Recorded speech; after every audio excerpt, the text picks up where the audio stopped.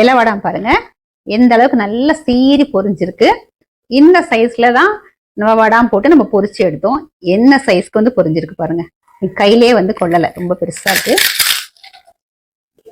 வணக்கம், நான் உங்க friend Jaya Srinivasan. Welcome to veggies recipe. இன்னைக்கு நம்ம வெஜ்ஜீஸ் ரெசிபி கிச்சன்ல இலை வடாம் பண்ண போறோம். இதுக்காக நம்ம வந்து அரிசியை ஊற வச்சு அரைச்சி கஷ்டப்பட வேண்டிய அவசியமே இருக்காது. கடையில இருந்து வாங்கிட்டு வந்த அரிசி மாவுலயே நம்ம ரொம்ப ஈஸியா சூப்பரா பண்ணலாம். இலை வடாம் வந்து நம்ம வெயில காய வைக்க வேண்டிய அவசியமும் இருக்காது. அழகா வீட்லயே ஃபேன் கீழே காய வச்சிடலாம். 1.5 நாள்லயே வந்து சூப்பரா காஞ்சிரும்.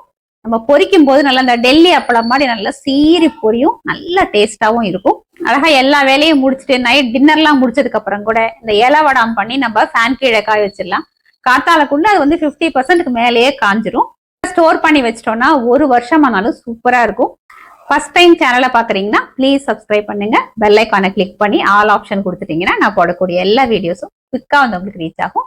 வாங்க ஈஸியா கடை அரிசி மாவுல நம்ம இந்த இலை வடாம் எப்படி பண்றதுன்னு பார்க்கலாம். கடையில வாங்கின அரிசி மாவுல இருந்து நம்ம இலை வடாம் பண்ண போறோம். பாருங்க, இந்த பாக்கெட்ல இருந்து 1 கப்பு அரிசி மாவு நான் எடுத்துட்டு இருக்கேன். இதை நம்ம நல்லா சலிச்சு எடுத்துக்கணும். அரிசி மாவை சலிச்சுட்டு நான் ஒரு பவுல்ல எடுத்துட்டு இருக்கேன். நம்ம அரிசி மாவை எடுத்த அதே கப்ல 1 கப்பு தண்ணி எடுத்துட்டு இருக்கேன். இதுல கொஞ்சம் கொஞ்சமா தண்ணியை விட்டு கட்டி இல்லாம நம்ம நல்லா கரைச்சுக்கணும். இப்ப இதுல 1 கப்பு தண்ணி சேர்த்திருக்கேன். பாருங்க, 2வது கப் எடுத்திருக்கேன். இதுவும் கொஞ்சம் கொஞ்சமா சேர்த்து நம்ம மிக்ஸ் பண்ணிட்டே வரலாம். இந்த மாதிரி கட்டி இல்லாம பாருங்க கரைச்சிருக்கணும். கன்சிஸ்டன்சியும் பாருங்களேன், இந்த மாதிரி இருக்கணும். நம்ம 2 கப்பு தண்ணி எடுத்தோம் இல்லையா, அதுல ஒரு 1/4 கப்பு தண்ணி மிச்சம் இருக்கு. 1 கப்பு அரிசி மாவுக்கு 1.25 கப்பு தண்ணி சேர்த்திருக்கோம். இது வந்து அரிசி மாவை பொறுத்தது, கொஞ்சம் கம்மியும் ஆகலாம் கூடவும் ஆகலாம். ஒரு தட்டு போட்டு மூடி வச்சிருவோம். ஒரு 10 நிமிஷம் இது ஊறட்டும். மாவு 10 நிமிஷம் ஊறத்துக்குள்ள நம்ம பச்சை மிளகாய் எல்லாம் அரைச்சு எடுத்துப்போம். நான் ஒரு 3 பச்சை மிளகாய் எடுத்துட்டு இருக்கேன். இது நமக்கு எந்த அளவுக்கு காரம் வேணுமோ தகுந்த மாதிரி எடுத்துக்கலாம். காரமே சேர்க்காமையும் நம்ம பண்ணலாம்.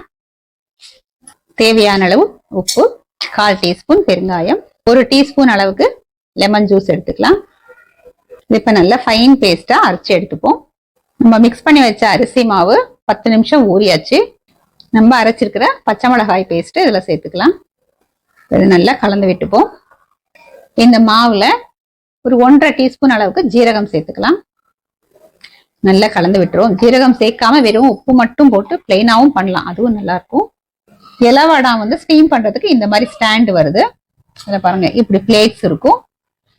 இது இல்லைனாலும் நம்ம வந்து வாழை இலையில பண்ணிக்கலாம். சின்ன சின்ன பிளேட்ஸ் வச்சு கூட நம்ம பண்ணிக்கலாம். இந்த 2 பிளேட்லயும் வந்து நான் லேசா எண்ணெய் தடவி இருக்கேன். இந்த பிளேட்ல இலை போட்டுக்கலாம். நம்ம இலையும் போட்டுக்கலாம், இல்ல இந்த மாதிரி எண்ணெயும் தடவிக்கலாம். சைஸ் வந்து நம்ம விருப்பம் தான். இந்த மாதிரி ஃபுல்லாவும் நம்ம போட்டுக்கலாம், இல்ல சின்ன சின்னதாவும் பண்ணிக்கலாம். நான் இன்னைக்கு வந்து சின்ன சின்னதா தான் பண்ண போறேன். ஏன்னா இது பொரிச்சதுக்கு அப்புறம் நல்லா சீறி பொரியும். இவ்வளவு பெருசா நம்ம பண்ணிட்டோம்னா அது பொரிக்கிறதுக்கு நிறைய எண்ணெய் வைக்க வேண்டியதா இருக்கும். ஒவ்வொரு தடவையும் மாவு எடுக்கும்போது நல்லா அந்த மாதிரி கலந்துட்டு எடுத்துக்கணும். இந்த மாதிரி ஒரு கரண்டி மாவு எடுத்து சென்டர்ல விட்டுற போறேன். இது ரொம்ப அகலமா ஸ்ப்ரெட் பண்ண வேண்டாம், இந்த அளவுக்கு போதும்.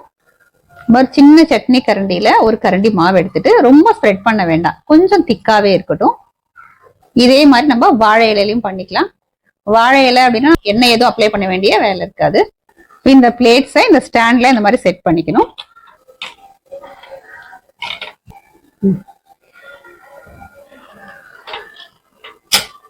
நான் ஸ்டவ்ல இட்லி பாத்திரம் வச்சு அதுல தண்ணி வச்சிருக்கேன். பாருங்க, நல்லா கொதிச்சிட்டு இருக்கு.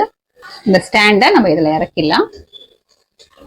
மூடி போட்டு மூடிடுவோம். 2 நிமிஷத்துல இது வெந்துடும். வெந்ததுக்கு அப்புறம் பார்க்கலாம். 2 நிமிஷம் ஆயாச்சு. நம்ம திறந்து பார்த்துடலாம். பாருங்க, நல்லா வெந்திருக்கு. இந்த கலர் பார்த்தாலே நமக்கு தெரியும். இப்ப இந்த ஸ்டாண்டை வெளியில எடுத்துருவோம். இந்த இலை வடாம பிளேட்ல இருந்து நம்ம பிரிச்சு எடுத்துப்போம். ஒரு கத்தி எடுத்துட்டு நம்ம ஓரங்களை லேசா அப்படி எடுத்து விடணும்.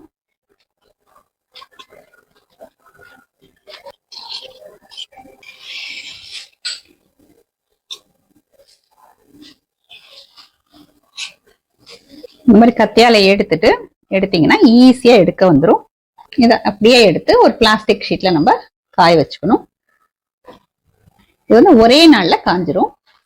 இன்னொன்னு காமிக்கிறேன் பாருங்க. ஃபர்ஸ்ட் இந்த மாதிரி ஓரங்களை எடுத்து விட்டுக்கணும்.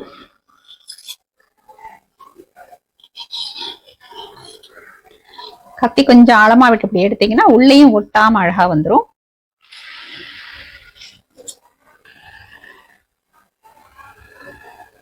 பாருங்க, ஈஸியா எடுத்தாச்சு. நல்ல மெல்லிசா சூப்பரா வந்திருக்கு பாருங்க. இது இப்படியே ஒரு பிளாஸ்டிக் ஷீட்ல நம்ம காய வச்சுக்கலாம். நம்ம கிட்ட வாழை இலை நிறைய இருந்ததுன்னா இந்த இலையை எடுத்து அப்படியே காய வச்சோம்னு வச்சுக்கோங்களேன், இந்த இலை வடம் காஞ்சதுக்கு அப்புறம் இது இலையில இருந்து தானாவே பிரிஞ்சு வந்துடும். அப்படி இல்லைன்னா இந்த இலையில இருந்து இதை எடுத்து காய வச்சுட்டு இந்த இலையை நம்ம திரும்பவும் யூஸ் பண்ணிக்கலாம். இதை அப்படியே இந்த கையில வச்சுட்டு இந்த மாதிரி ஓரங்களை அப்படி எடுத்து விட்டுக்கணும். எடுத்து விட்டுட்டு பொறுமையா அந்த இலையை அப்படி எடுத்தீங்கன்னு வச்சுக்கோங்களேன், இது அழகா எடுக்க வந்துடும். நம்ம பிளேட்ல இருந்து எடுக்கிறத விட இலையில இருந்து எடுக்கிறது ரொம்ப ஈஸி. இதையும் நம்ம காய வச்சுக்கலாம். இதே மாதிரி எல்லாத்தையும் நம்ம ஸ்டீம் பண்ணி எடுத்துக்கலாம். இது மாதிரி இலையிலையும் பண்ணிக்கோங்க, இல்லைன்னா பிளேட்ஸ்லயும் பண்ணிக்கலாம். நம்ம கடை அரிசி மாவுல பண்ண இலை வடம் பாருங்க நல்லா காஞ்சிருக்கு. நம்ம நேத்து காத்தால போட்டோம், இன்னைக்கு மத்தியானத்துக்கு ஃபர்ஸ்ட் கிளாஸா காஞ்சிருக்கு. நேத்து காத்தால இலை வடம் நம்ம காய வச்சதுக்கு அப்புறம் மத்தியானத்துக்கு அப்புறம் 2-3 தடவை இந்த மாதிரி நம்ம அப்படியே திருப்பி விட்டுக்கணும். அப்போ ஃபுல்லா 2 பக்கம் ஒரே மாதிரி நல்லாவே காஞ்சிரும். வெயில்ல போடாமையே வீட்லயே ஃபேன் காத்து கீழே சூப்பரா காஞ்சாச்சு. இலை வடாத்துக்கு எப்பவுமே வெயில் தேவை இருக்காது. பாருங்க நல்லா காஞ்சிருக்கு. இது நம்ம இப்ப பொரிச்சு பார்த்துடலாம். எண்ணெய் நல்லா சூடாயாச்சு. நம்ம இலை வடம் பொரிச்சு எடுத்துக்கலாம். நல்லா சீரி பொரியும் பாருங்க. நம்ம இந்த சைஸ்ல போட்டுக்கோமா, நல்ல பெரிய அப்பளம் அளவுக்கு நல்லா பொரிஞ்சு வரும். பாருங்களேன் இப்படி சூப்பரா பொரிஞ்சிருக்கு. இலை வடம் பாருங்க எந்த அளவுக்கு நல்லா சீரி பொரிஞ்சிருக்கு. நம்ம இந்த சைஸ்ல தான் நம்ம வடாம் போட்டு நம்ம பொரிச்சு எடுத்தோம். என்ன சைஸ்க்கு பொரிஞ்சிருக்கு பாருங்க. கிட்டத்தட்ட 2-3 மடங்கு நல்லா பெருசா பொரிஞ்சிருக்கு. ரொம்ப நல்லா மொறுமொறுன்னு வந்திருக்கு. நான் உங்களுக்கு காமிக்கிறேன் பாருங்க. நல்லா லைட்டா இருக்கும், ஈஸியா அப்படி உடையுது பாருங்க. நான் உங்களுக்கு நொறுக்கியும் காமிக்கிறேன் பாருங்களேன். கையிலே கொள்ளல, ரொம்ப பெருசா இருக்கு. நல்ல மொறுமொறுன்னு பாருங்க, நல்லா கிறிஸ்பியா இருக்கு. இந்த அளவுக்கு நொறுங்கினதை பார்த்தாலே நமக்கு தெரியும் எந்த அளவுக்கு இது மொறுமொறுன்னு இருக்கும் அப்படின்னு. இலை வடம் இப்ப நம்ம டேஸ்ட் பண்ணி பார்த்துடலாம்.